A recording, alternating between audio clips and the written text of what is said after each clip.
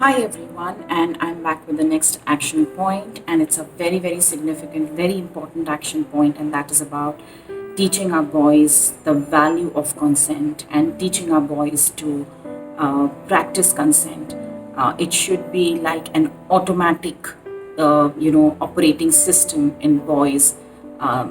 Consent should be automatic, and it has to come from within. So you have to develop this operating system in your boys because we see that most of the sexual violence especially and also the emotional abuse or the physical abuse or the domestic violence that we see is somewhere the roots are in this lack of consent, and most of us think that consent is based on gender. So if you belong to a particular gender, you have every right or you are entitled to decide for the other person without considering his or her consent. So I think, especially, I would say in my country here, as well as around the world, consent is a major issue, and we all must work towards teaching our boys consent. Now, let's jump into how do you teach boys consent? Why do you teach boys consent? I have one simple sentence for it. Nobody wants to raise boys who are going to sexually, physically, or emotionally abuse others as they grow up. So that's a reason enough for you to start picking up yourself as a parent, as an educator, or in whatever role you are, and learn and understand the importance of consent. Okay, so let's begin with how do you start and when do you start. You begin as early as possible. The moment your children are born, you begin early. You begin early when you're teaching them body autonomy, when you're teaching them about their body, when you're teaching them about their body parts. And the best way parents need to start teaching consent is by taking into consideration that you also have to seek permission from your child, because the actual meaning of consent is seeking clear permission, not just not to assume about the permission, but to seek clear permission from the other party, from the front person. And unless you don't get that clarity and unless you don't get a clear cut communication, you cannot assume that you have got consent. And consent is this permission to enter into somebody else's zone, into someone else's territory. It can be sexual, physical, emotional, financial, social, any territory. So it's about the space factor. So as parents, as your kids are growing up, as young as you can begin, that's the best thing.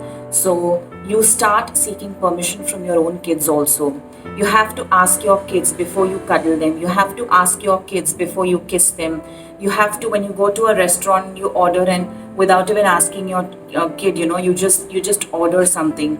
It's important that you give that value to your kids through your own modeling, through your own behavior, through your own action. So begin as young as possible. Teach your kids that they are the boss of their body, that their body belongs to them, and nobody has any right to touch them without their permission.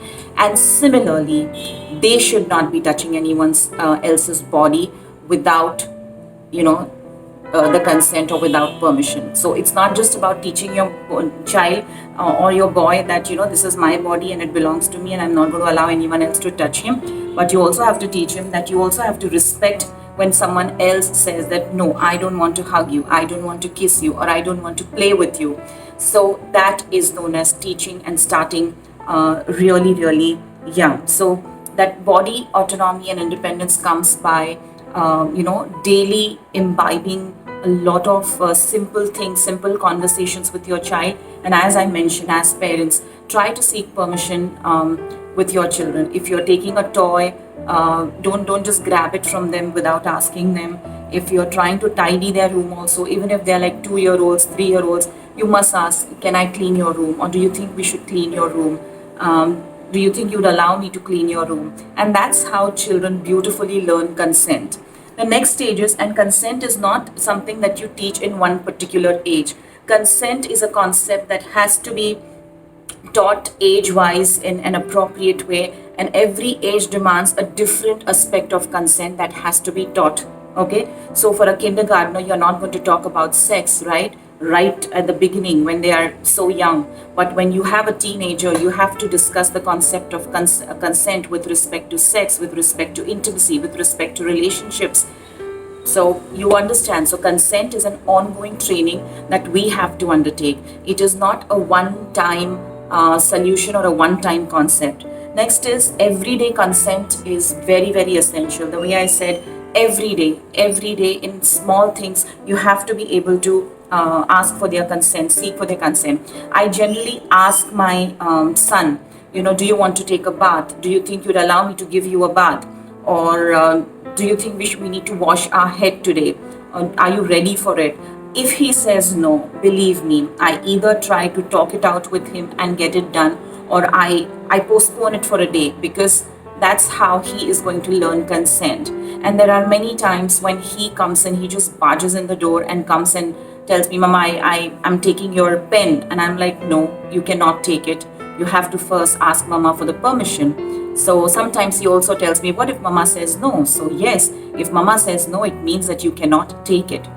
So these daily routine conversations about consent are going to be a great help as the kids grow. So everyday consent is very important, and you have to know that consent is not just about sexual, consent. It encompasses a lot of zones, and that's how you can teach your children. These are the low risk scenarios that you're giving your child when you're exposing them to different day-to-day routine conversations about consent.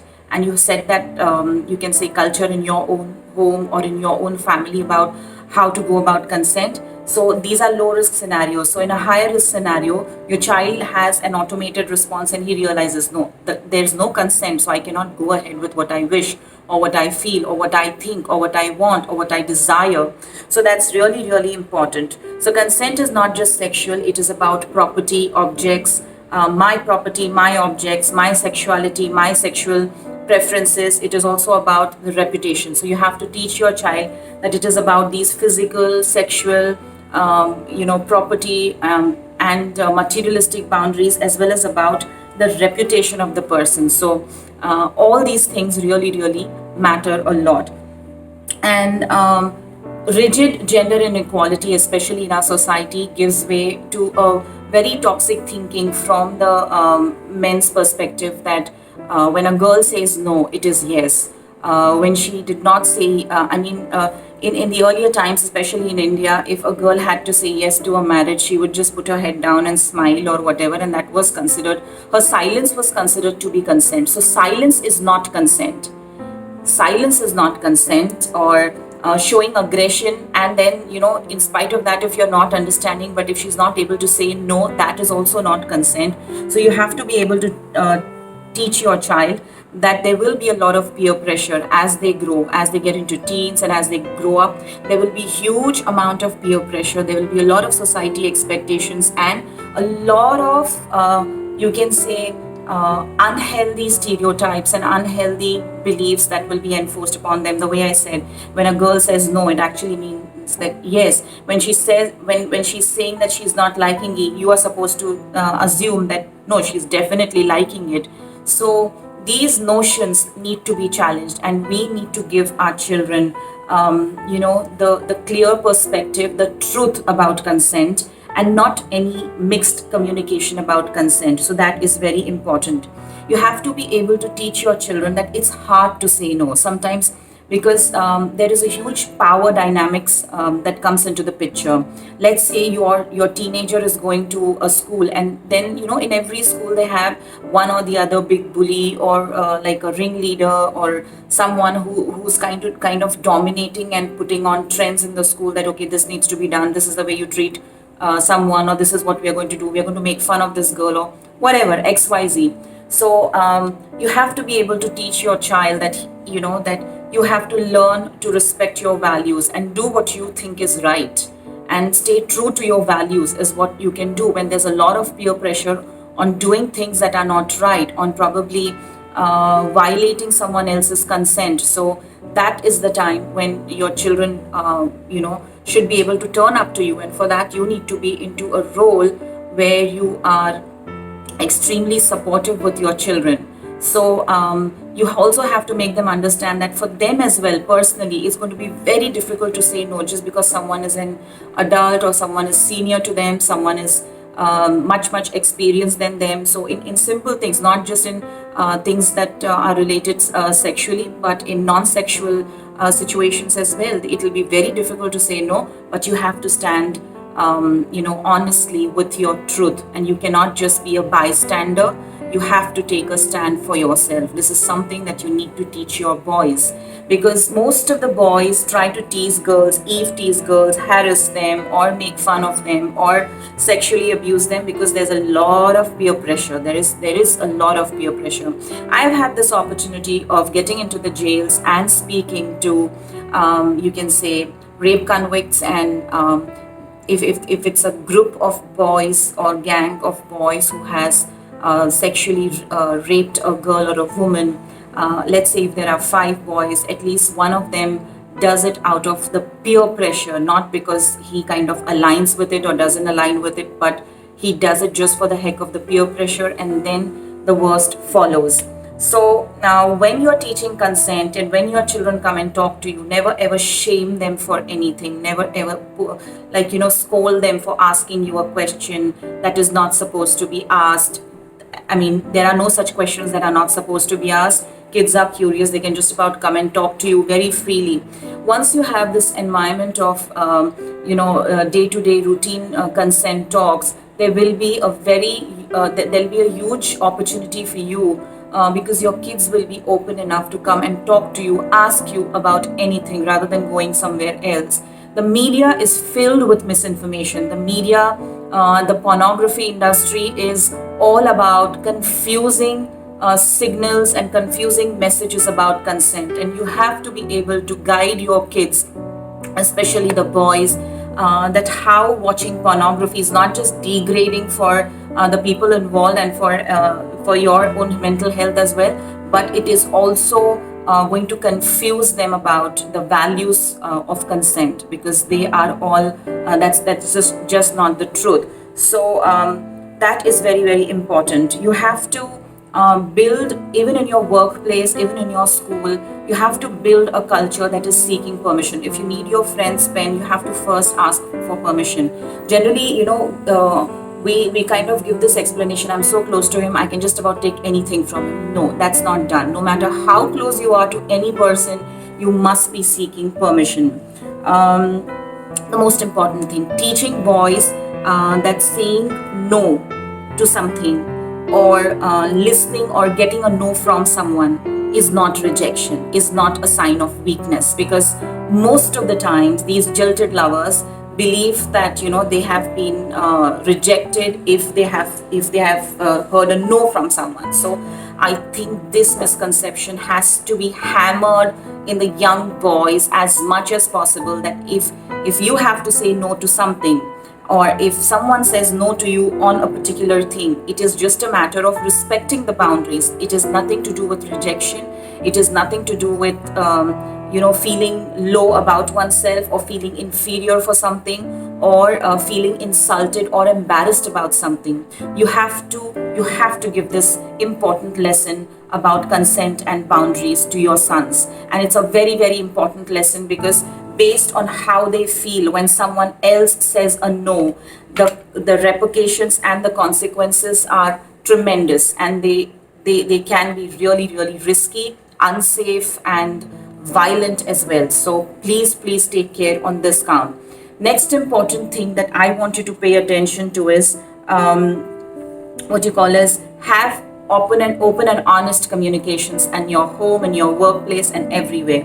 Generally, I have observed that in schools, in the garb of discipline, teachers or the principal or the management or the team of caretakers in the school, we don't have a policy where kids can also openly communicate about such issues to their teachers. Even if they communicate, what happens is, if there's just a hush, things are just put under the carpet. I think it's important that the kids involved get the counseling. I think it's important that you set a policy for your educational institution or for your work, for your office, for anywhere, that there are open, honest communications about consent in place in our system as a policy. So everything has to be done with consent. I've worked with a lot of young kids in my early career, and I have seen that when you seek permission and when you start instilling this thing of asking permission to children, their self-esteem improves, they learn consent, and they also learn to respect others. So it's a very, very powerful thing, and the early you begin, the better the results are. Consent is not gender based, so don't have separate rules for your girls and for your boys in your house. It is the same for everyone. It is not gender specific. It is just not about gender. I have already explained that to you. So same rules apply when it comes to consent. Same rules apply. No is a no, regardless of any gender. And there has to be a lot of clarity in that gender. The person has to be in senses. This is also something that you need to teach your boys, that the person has to be confident about giving a consent or withholding a consent. And that is very, very, very, very important, especially to the teenagers, because then you kind of mix something in the drinks and make these girls unconscious, and in that state you kind of rape them, abuse them, click their pictures, post it online. All this is against consent. So I know so many of my survivors as well who have been out with their friends and who took a drink or two, and when they were sloshed, they have been raped, they have been abused, and the very friends with whom these girls go out, even the women, even the girls, the same gender, they kind of say, oh, you enjoyed it, right? It's you can't cry that you did not give consent. So I think not just our boys, all of us need to understand that consent is a no. At any given point, any person can say no to a thing. And if it is a young boy and a girl making it out, the moment the girl says no, you have to be leaving that act there and then. And that is consent. That is real consent. So you have to know that people can change their mind last minute, and if they're saying no, it is a no. Okay, so that is very, very important.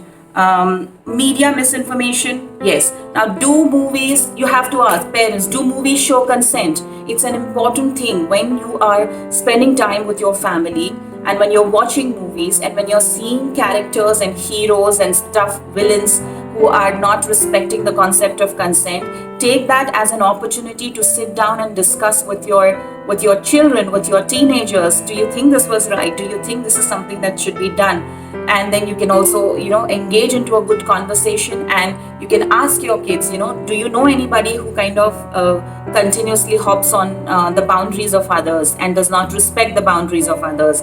And then you'll get to know, oh, one of my friends, one of my teachers, and I don't like it. And then what are you doing about it? So that's where parents and teachers can really, really be helpful in teaching and you can say reinforcing the concept of consent. And media, especially pornography, is one industry, and the social media is not giving us a lot of good examples about consent. It is you have to see that, and wherever you see healthy examples of consent, even in movies, highlight them as well to your kids. And again, consent is not just about the sexual sphere. It has to do about the boundary that every person that has. It is about setting those healthy boundaries. It's like a terms and conditions, you can say, manual that comes with every person. This is what I like, this is what I like, this much is what I will accept, this is something I will not accept. So it's like respecting that imaginary manual and taking it forward in those ways. So another important thing I believe is only teaching consent to your boys is not going to help. It will help probably 60 to 70% or maybe 80%, but we want to increase this drive. So talk to your friends and talk to your family about consent. Talk to them about how you take consent, because you invite someone to your place and they come home and they just pick your child and they start kissing and tickling the child. So even tickling, I have seen parents become bystanders when some neighbor or someone comes and they're tickling the child. and the parents are just laughing, and the kid is saying, I don't want it, I don't like it, I don't need it, or don't do it, don't do it, and the parents are also laughing. They're like, it's just fun. No, it's not just fun. So consent is a serious thing, and you have to begin in such situations as well. Parents, you cannot be bystanders. You have to communicate to every stakeholder around you that we operate on consent. We actually operate on consent. So you cannot just leave it at that, that okay, let the child handle himself on its own. No, you cannot. While teaching consent, I think young children, we you have pets, you have animals in your house, so to respect their boundaries and take their consent is also equally important. That's a very good ground to teach and train and engage what you call as young kids. My friend Feather Bakova from US, she runs this workshops on parenting for adults and teaching them about how to prevent child sexual abuse. She recently made this post, and I so resonate with that. That's a great ground for you to use and help your child learn consent as well, respecting someone's boundary as well. And the last thing is, teach them about the importance of reporting. Your children should know that if someone's violating their boundary, or if there is, the consent is violated, they must come and report it to you or to a safe adult. And it is not just about the sexual experiences, it can be about any experience, and they must come and narrate it to you, report it to you, and talk it to you so that you can help them solve that issue. So reporting is very important. Most of the times we kind of do not, you can say, emphasize on reporting when consent is violated. So I think as parents, it's very important to teach them that you must report. And you also need to teach your child that if someone comes and shares with us that you have violated someone else's consent, we will definitely take some action, and I think we would not accept it, or we will not approve of it. We want you to respect others' boundaries, and we want you to protect your own boundaries. That is the main message. So I hope this is important enough and this is significant enough for you to begin with your families. Use movies, use talk shows, use books, use real life situations, begin early, start these conversations and seek permission. So from next time onwards, don't just barge into your kids' room without knocking and seeking their permission. Don't just start a search operation without seeking their permission. So you have to first set the rules fair enough so that kids also start following it. So thank you so much for listening, and let's look forward to the next action point very soon. Thank you.